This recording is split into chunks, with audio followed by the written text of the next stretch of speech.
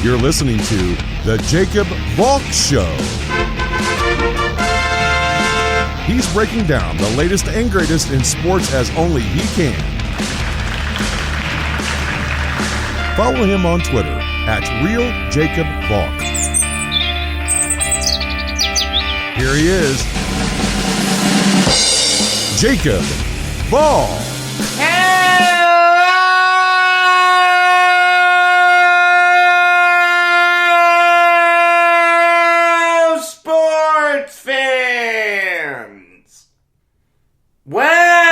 Welcome to another edition of the Jacob Valk Show. I am Jacob Valk, and I have to start by praising one of the teams that I hate the most. So this kills me to do, but I have to give the devil his due, and that is the New York Knicks. Yesterday against the Hawks, they shot the lights out. 51% from the field, 50% from beyond the arc.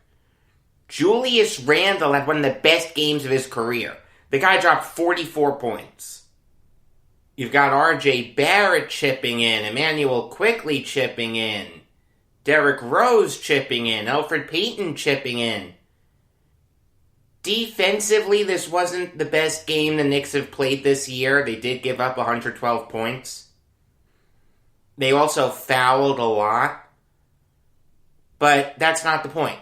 The point is that the New York Knicks, at this very moment, are the 6th seed. They're only a half a game behind the Pacers and Celtics, who are tied for the 4 seed. Don't look now, but this is actually a solid Knicks team. I mean, they have a real chance of making the playoffs. In fact, I'd probably go as far to say that it'd be considered an upset if the Knicks miss the playoffs. And the way that the Knicks are doing it is really crazy.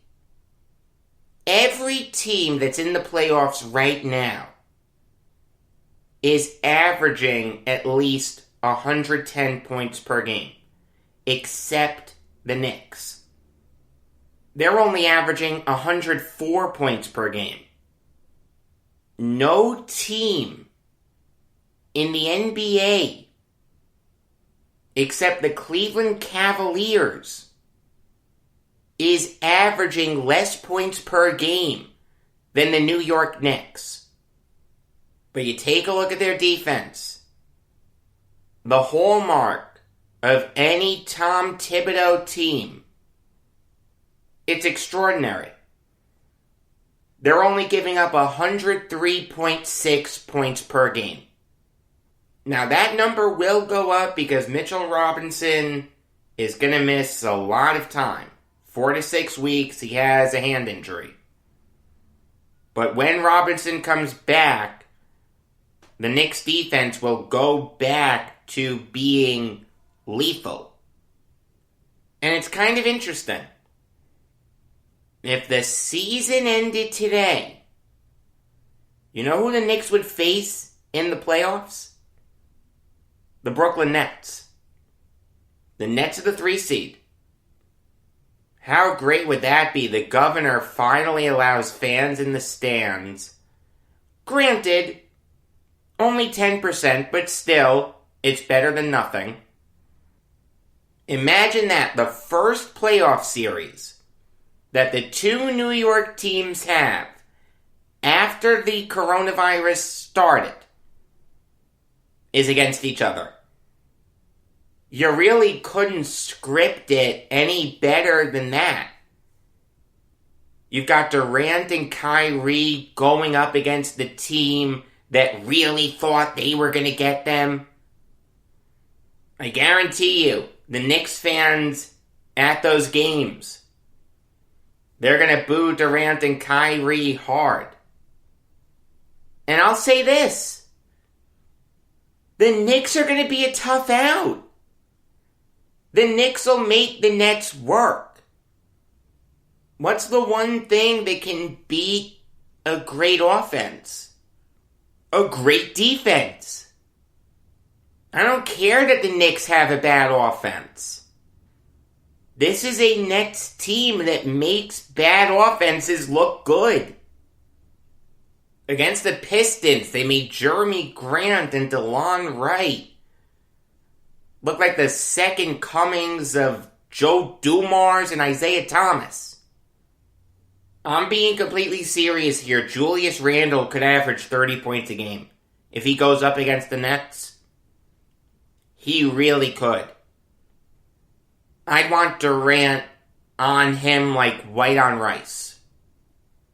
I'll let Barrett kill me. I'll let Rose kill me. I'll let Quickly kill me. I don't want Randle to. Now, I'm not saying that the Knicks are going to beat the Nets. Believe me, they're not. I think the Nets are going to win the NBA title. But it's not going to be a walk in the park for the Nets. I could see the Knicks taking a game or two. But that does bring up the question.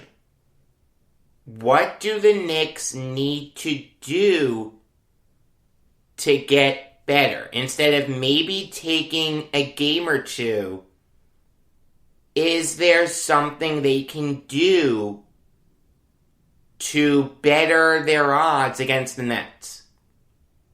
The answer is really no, there isn't. I don't see how they beat the Nets 4 times in a 7-game series, but I'll expand upon the question. Is there anything the Knicks can do to go on a deep playoff run, regardless of who they face? Is there any way that they can better their roster? They already traded for Derrick Rose, but they didn't give up a lot for him. And I'm very surprised that Rose is coming off the bench, by the way. I thought for sure he was going to start over Peyton. But the Knicks didn't give up a lot in that trade. Just Dennis Smith and the Hornets' second rounder. They do have the ammunition to make a big trade if they wanted to. But should they want to? It depends on what they have to give up. In a perfect world, the Knicks would add an offensive superstar. Bradley Beal would make perfect sense for the Knicks. If you put Bradley Beal on the New York Knicks, that's a scary team. But I'll even go a rung below Beal. A guy like Zach LaVine. People in the Twitterverse are speculating that maybe he could be traded. Either one of those two guys make the Knicks really scary. Here's the thing, though. How good does it make them, and what would they need to give up? This is what the Knicks have done for years. They go all in on these superstar trades. McDyess, Melo. Not that he was ever a superstar, but Andrea Bargnani. And it doesn't work. It's part of what got the Knicks in this mess in the first place. But the Knicks actually do have some guys that you could see trading. And it would make sense. How about a guy like Kevin Knox, who struggled to find a role in the NBA. Same thing with Frank Ntilikina. These guys are young. I understand they're not young superstars, but if you're going to trade a guy like Beal or Levine, you could do a lot worse than getting Ntilikina and Knox back. I'm not saying you do it straight up, but it's a start.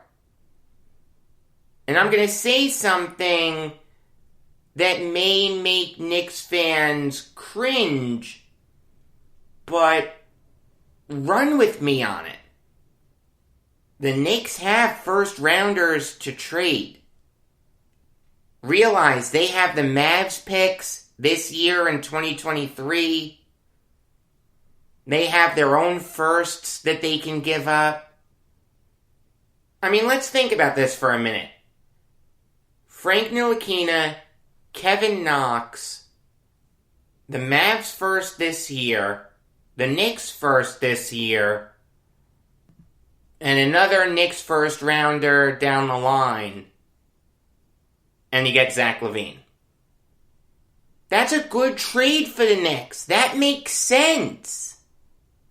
That makes the Knicks a lot better, and you're not losing much in terms of your future. Now, I'll say this. If you're serious about adding an offensive superstar, and I'm not saying the Knicks are, I'm just saying if they are, there are some guys who need to be untouchable. Namely, R.J. Barrett, Emmanuel Quickley, and Mitchell Robinson. You cannot trade those guys under any circumstances. I don't care who you're getting back. Those guys are young, they're really good NBA players, and they have the potential to be in this league for a long time. I'm okay with you trading guys like Ntilikina and Knox because they're never going to work for the Knicks. Those guys will not be good Knicks in the future. Barrett, Quickley, and Robinson can be. And just for whatever it's worth, Ntilikina and Knox for Beal doesn't work according to the salary cap. The Knicks would need to kick someone else in. It could be a guy like Austin Rivers, but it's not Ntilikina and Knox for Beal. But again, you do that trade if you're the Knicks. And again, you give up those 3 firsts, you've got something there. I mean, think about this rotation for a minute. Payton, Beal, Barrett, Randall, Robinson, Rose, Quickley, Burks, Toppin, Noel. And you know what? You can replace Beal with LaVine. That's a really good team. That's a scary team. That's a well-constructed team. Are those trades amenable to the Bulls and Wizards? I don't know. But I'll say this, I wouldn't begrudge the Knicks for adding an offensive superstar. You just can't trade Barrett, Quickley, or Robinson. Alright, so I'll be honest with you. I feel a little dirty having talked about the Knicks for so long, so let me cleanse my soul by talking about the Nets for a little bit.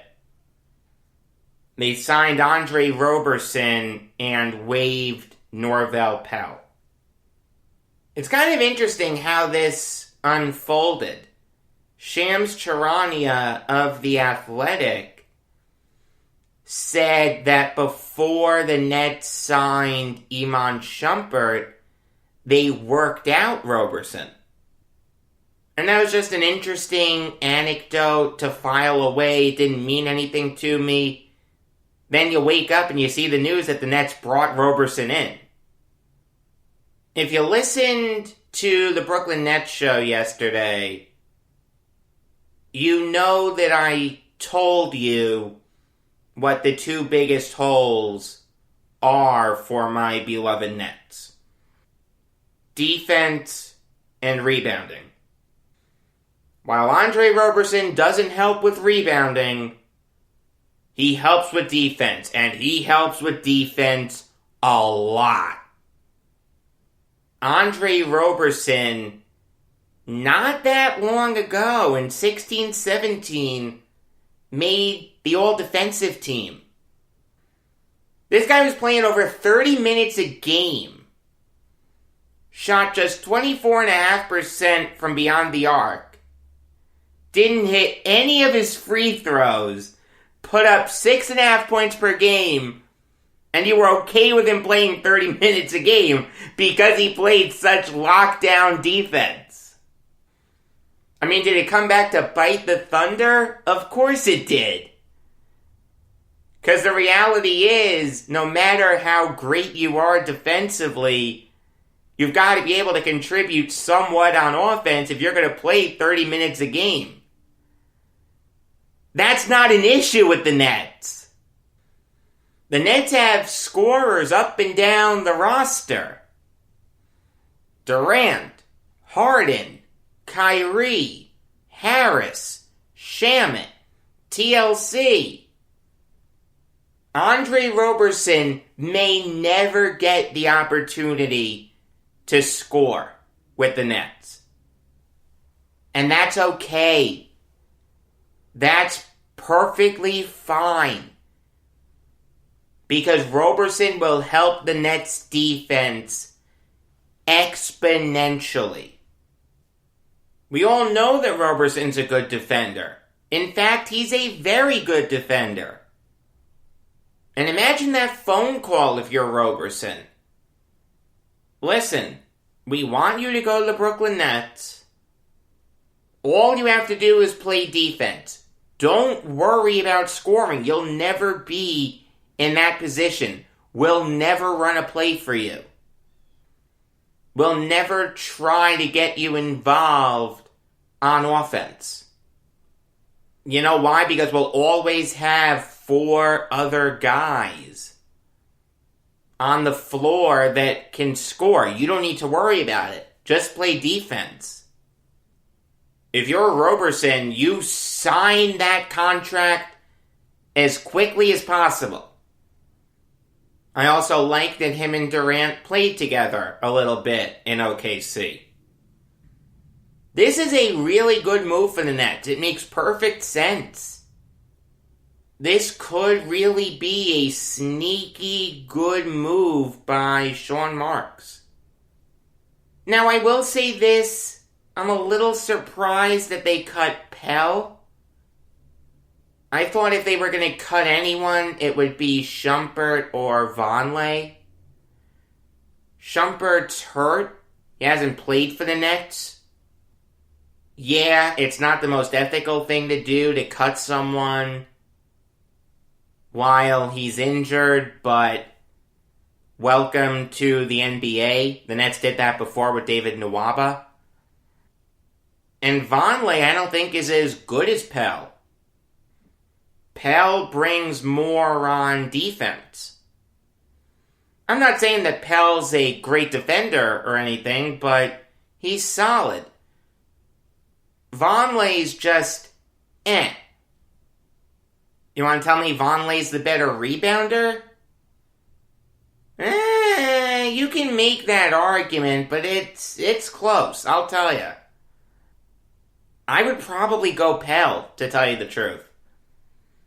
I wouldn't begrudge you for saying Vonleh, but I do think Pell is better. At the end of the day, though, it really doesn't matter much. It's a good move by Marks to bring in Roberson. Makes perfect sense, fits the roster perfectly. Let him clear all those protocols ASAP. Alright, now I'll give you some MLB Valk talk.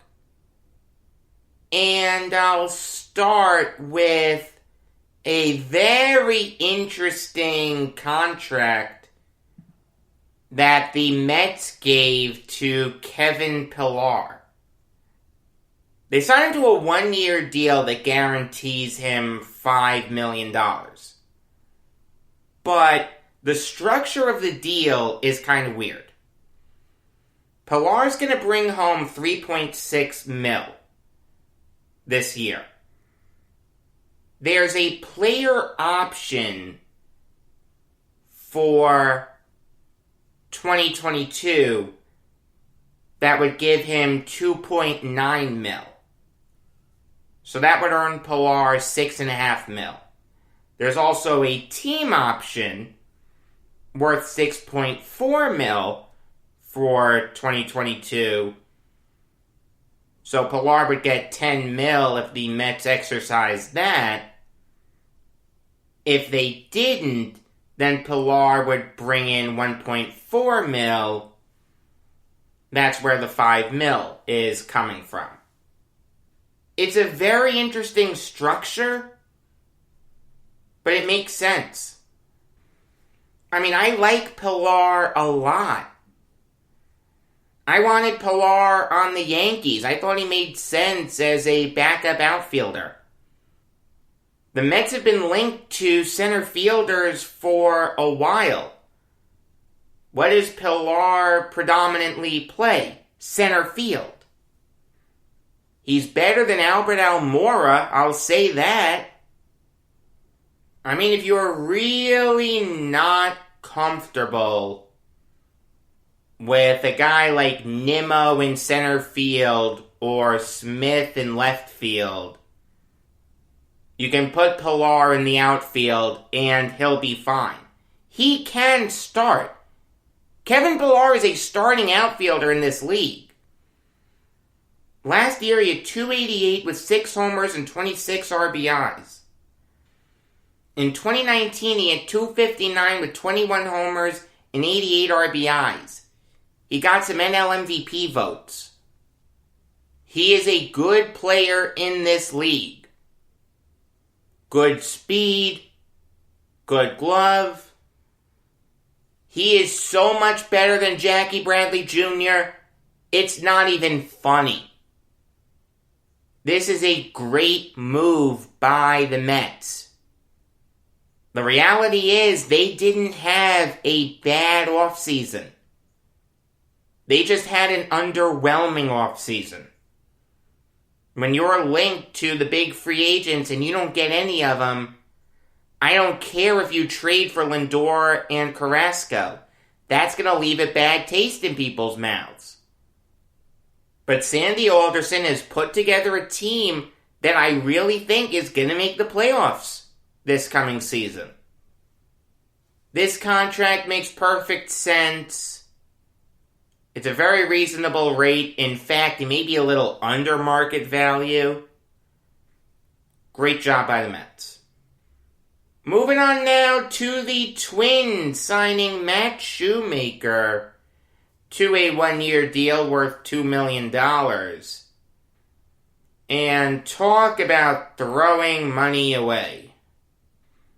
If you'll recall, I really don't like Matt Shoemaker. I killed the decision by Charlie Montoyo to start him in Game 1 of the wild card round against the Rays. They saved Hyunjin Ryu for Game 2. And granted, Ryu laid an egg, but we'll never know for sure what he would have done in Game 1. That whole series was mismanaged by Montoyo. I thought he did a terrible job. For the Blue Jays' sake, hopefully, he learned from what happened last year, and he won't do it again. But back to Shoemaker. This guy has only started 18 games the past 3 seasons. When healthy, he really hasn't been a world beater. His rookie year, he was great. Went 16-4 with a 3.04 ERA. Was the runner-up to Jose Abreu in Rookie of the Year voting that year. After that, though, it's been all downhill. The reality is he's just not a good pitcher. I wouldn't waste my time with him. The reality is, even though it's only $2 million, that's $2 million that could have gone to someone else.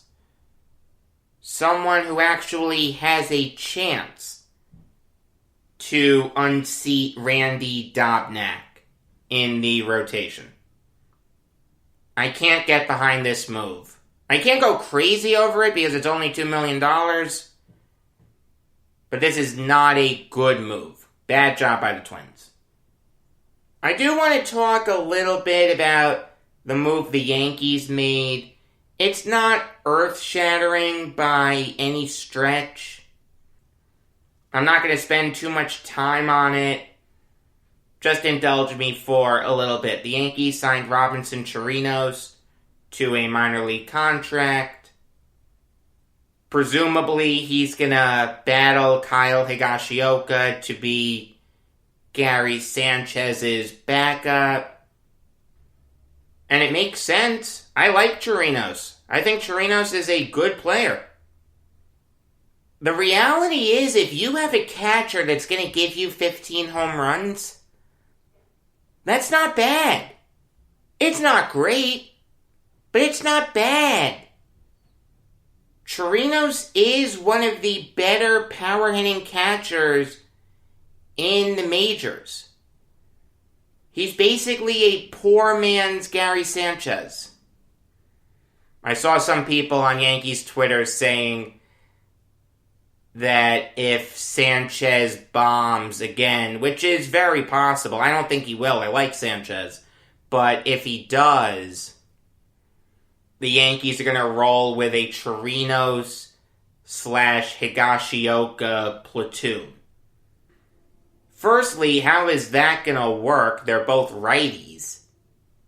Second up, if your point is that you want to get rid of Sanchez because he hits for a low average and doesn't play great defense, you're replacing him with someone who hits for a low average and doesn't play great defense. Chirinos isn't a great defender. He's better than Sanchez. But he's not Yadier Molina back there. See, the thing with Sanchez is he has a cannon for an arm. Can throw out runners very easily. When it comes to blocking balls in the dirt, though, he uses the Olay approach. That doesn't work. Is it something that can be fixed? The answer is yes.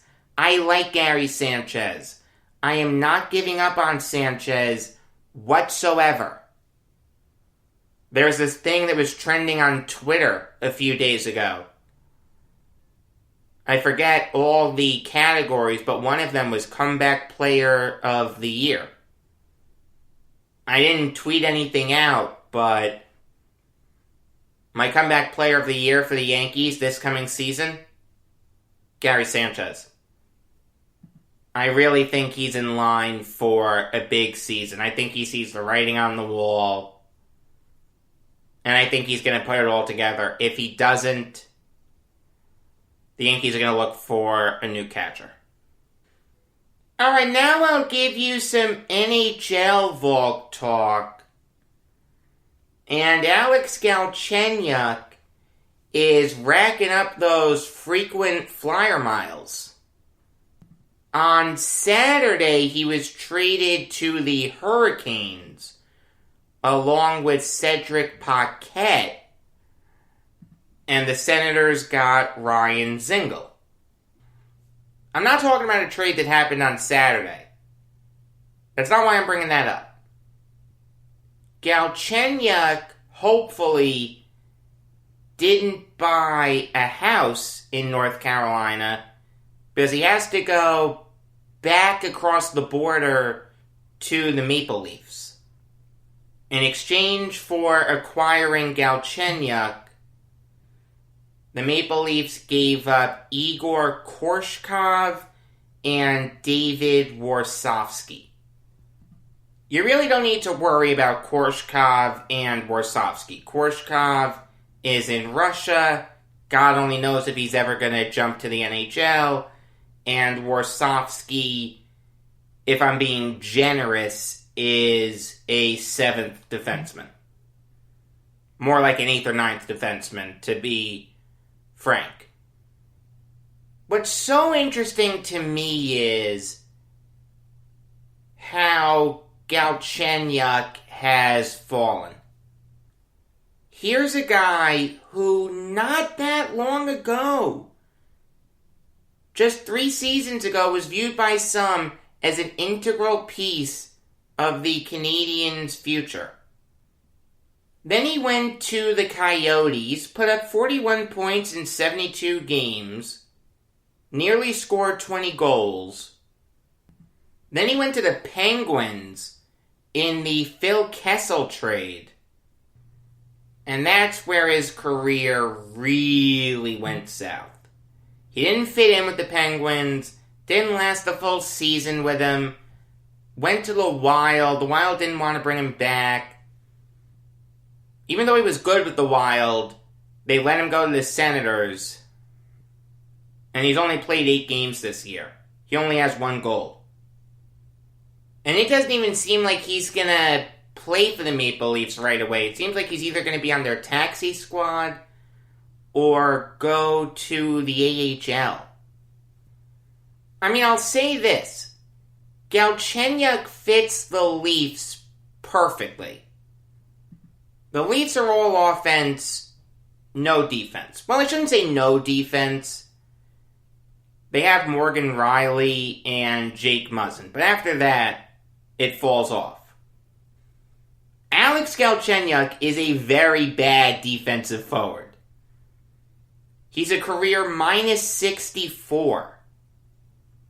I mean, that's what's kept him from finding a permanent home. No one is doubting his offensive talent. The guy just can't play defense to save his life. I mean, I'll say this. If you put him on the third line with Kerfoot and Engvall, you've got something there. That line can work. You put Mikheyev with Boyd and Spezza. I mean, that's a scary forward group. But that's just assuming Galchenyuk plays for the Leafs. This may be a move for the Marlies. I mean, I feel so bad for Galchenyuk. All the talent in the world. He just hasn't been able to put it all together. You want him to work so badly. You see the talent there. If he doesn't get his act together with the Leafs, I don't know if he'll ever get another opportunity in the NHL. Speaking of the Leafs, they lost a very interesting game to the Senators yesterday. They were up 5-1 with under a minute left in the second period. Then with about 9 seconds left, Nick Paul scored a shorty to make it 5-2 at the end of 2. Okay, no big deal. Frederik Andersen will shut the door, right? No, he didn't. He gave up 3 third-period goals, one of which was Artem Zub's first ever NHL goal. The game went in overtime. The Senators won in overtime. You cannot lose that game if you're the Leafs. Don't let the standings fool you. The Leafs are not a great team. Like I said, they have no defense whatsoever. You saw it yesterday. You cannot give up 5 goals to the worst team in the league. That's not going to work. Sheldon Keefe is a smart guy. I'm not knocking him, but he's got to get this Leafs defense into shape quickly. I mean, the Leafs don't have much flexibility when it comes to their forward core, but defensively, you've got to do better. TJ Brody isn't getting the job done. Justin Holl isn't anything special. Travis Dermott stinks. Zach Bogosian stinks. The Leafs need to add more defensemen if they're going to make a serious cup run. And I'll say this. It made me very happy to see John Tavares commit some big giveaways yesterday. He was not good. There were a lot of Leafs fans killing him yesterday. Even though I don't begrudge Tavares for leaving, I've gone over that a million times. It's still nice to see him do bad. I mean, my whole thing was he left the Islanders because he wanted to win. He couldn't have won with the Islanders. Look at how they're playing now. Look at how they've played since he's left. I'm not saying Tavares was holding the team back. What I'm saying is if Tavares really wanted to be successful, just stay with the Islanders. He has a chance to be successful this year, but the Leafs need to get their defense together if they're going to do it. Alright, I'll close this show out with the really sad death of Vincent Jackson, whose body was discovered yesterday in a hotel in Florida at the age of 38. That's all we know right now. We know that he probably died earlier than that. We don't know what exactly happened in the final moments of his life. I hope there's an autopsy so we can find out, but until then, you're gonna get a lot of speculation. And that's so wrong, I can't even begin to express it. Instead of making assumptions when you have no facts, how about you celebrate the career of someone who once upon a time was one of the best wide receivers in the NFL? Jackson came to the Chargers right around the time they were moving on from Drew Brees. His rookie year was 2005. That was Brees' last year with the Chargers. Jackson didn't play much. Then in 2006, when Rivers took over, Jackson got a little bit of a chance to show what he could do. I spoke about this with Marty Schottenheimer. That was the Chargers team that went 14-2. Jackson didn't play a huge role on that team, but still, he had 27 catches for 453 yards and 6 touchdowns. The 6 touchdowns actually led all Chargers wide receivers that year. That team went 14-2, then they lost to the Patriots in the divisional round. That was the end of the line for Schottenheimer. The Chargers went with Norv Turner, and that's when Jackson really got going. Keenan McCardle was released. Eric Parker got hurt. So Phillip Rivers really had just Gates, Jackson, and Chris Chambers to throw to.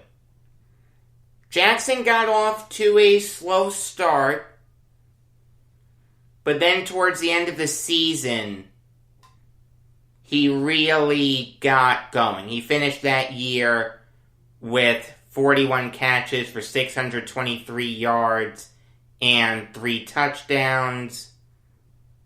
That was the most successful Chargers team under Phillip Rivers. They went to the AFC title game, but they got steamrolled by the Patriots. I've talked about that before. The year after that, Jackson became one of the best wide receivers in the NFL. He had 59 catches for 1,098 yards and 7 touchdowns. The Chargers won the AFC West with an 8-8 record. It was a weak AFC West that year. They beat the Colts in the wild card round. Little bit of an upset. The Colts were 2.5-point favorites that game. But then the Chargers lost to the Steelers in the divisional round. In 2009, Jackson again had a sensational season. 68 catches for 1,167 yards and 9 touchdowns. He made his first Pro Bowl. The Chargers went 13-3 that year. They got a bye. Who did they face in the divisional round but the New York Jets? Now, I remember this game vividly. I could go into great detail about how great Sean Green was in that game. But I'll limit myself. All I'll tell you is that year, Revis Island was in full effect. It didn't matter who was going up against Revis. You didn't throw to him. You didn't even look at him. It was one of the most dominant years by a defensive player I've ever seen. Revis was lined up on Vincent Jackson. That game, Jackson torched Revis. Jackson had 7 catches for 111 yards. I mean, I remember thinking to myself, do we want to put a guy like Lito Shepherd on Jackson at this point? What about Donald Strickland? What about Drew Coleman? Because Revis isn't getting the job done. Make no mistake about it. Jackson destroyed Revis in that game. The Jets did get the victory, though, 17-14. It really wasn't as close as the game would indicate. The Jets really pulled away in the fourth quarter. They then got destroyed by the Colts, 30-17. Thank you, Pierre Garçon. In 2010, Jackson held out for 11 games. He was Le'Veon Bell before his time. The year after that, though, was a transitional one for the Chargers. Antonio Gates was taking a step back, and it was up to Jackson and Malcolm Floyd to step up. This was Phillip Rivers' team now. LaDainian Tomlinson is a distant memory. It's up to Ryan Matthews now. You know what? Matthews isn't going to get the job done by himself. He needs Phillip Rivers. Jackson did his part, had 60 catches for 1,106 yards and 9 touchdowns. He made his second Pro Bowl, but the Chargers went 8-8. They missed out on the playoffs. Now I'll rewind a little bit. The reason that Jackson came back when he did was because he needed to play in order to hit unrestricted free agency after 2011. So like I said, he had a great year in 2011. No way the Chargers were going to bring him back. He went to the Buccaneers on a mammoth contract at the time. That's what Mark Dominic was known for. Dominic, former Buccaneers GM. He signed Jackson to a 5-year deal worth $55.55 million. His first year with the Buccaneers, he made his last Pro Bowl. He had his best year.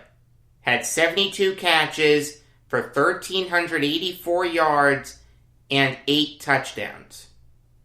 That year saw him get the only bold type on the back of his football card, as he led the NFL in yards per catch that year with 19.2. The year after that was an incredibly disappointing season for the Buccaneers. Like I said, Mark Dominic was an extremely aggressive GM. He handed out big contracts, made big trades. Guys like Deshaun Goldson, Darrelle Revis, Michael Keenan. And all the Buccaneers had to show for it was a 4-12 record. Dominic was fired, as was Greg Schiano, terrible coach. Jackson did have a good season, though, one of the few bright spots on that team. He had 78 catches for 1,224 yards and 7 touchdowns. The year after that, though, saw the beginning of the end for Jackson. With the 7th overall pick in the 2014 NFL Draft, the Tampa Bay Buccaneers took Mike Evans out of Texas A&M. I'm not saying it was a bad pick. Great pick. Alright. Mike Evans is probably going to end up in the Hall of Fame one day. But he had to see the writing on the wall. The GM who signed Jackson was just fired. Jackson at this point is on the wrong side of 30. You're drafting a wide receiver in the first round. That doesn't bode well for his future in Tampa Bay. Despite that, though, Jackson had a good season. 70 catches for 1,002 yards and 2 touchdowns. The thing is, though, he was overshadowed by Evans. After that came the death blow. In 2014, the Buccaneers went 2-14. Jeff Tedford was the Buccaneers' offensive coordinator. He was fired. That was the right decision. In came Dirk Cutter and Jameis Winston. Those two guys really didn't use Jackson as much as they should have. That was a very Mike Evans heavy offense. Charles Sims, too, out of the backfield, got more catches than Jackson. And he really faded away at that point. Had a little bit of an impact in 15, 33 catches for 543 yards and 3 touchdowns, but nothing special. And the year after that, he only played in 5 games. He got hurt. He injured his knee against the Panthers. The story of Vincent Jackson's career is that he was a great wide receiver that was put in terrible positions. With the Chargers, you put him with guys like Marty Schottenheimer and Phillip Rivers. They can't win in the playoffs. Then he goes to the Buccaneers. Mark Dominic is too aggressive. His moves don't work. You surround him with terrible players. Guys like Josh Freeman, Mike Glennon, and Josh McCown. terrible coaches like Greg Schiano and Dirk Cutter. It's a shame because Jackson was a dominant player from the late 2000s to mid-2010s. From the bottom of my heart, may he rest in peace. And I hope that we find out what really happened to him. All the people speculating about it now make me sick. Tomorrow's show is going to be a little different. It's either going to be shorter than usual or posted later than usual. And when I say later than usual, I mean like around 4 o'clock-ish. Without getting too into it, I have somewhere I need to be early afternoon. I can't move it. This is the way it has to be. It's just that simple. But I promise you, you are going to get a show tomorrow. Until then, I am Jacob Valk saying, when there was an Easter egg hunt before a game in Connie Mack Stadium, there'd be a few kids who couldn't find any eggs. The crowd would boo them.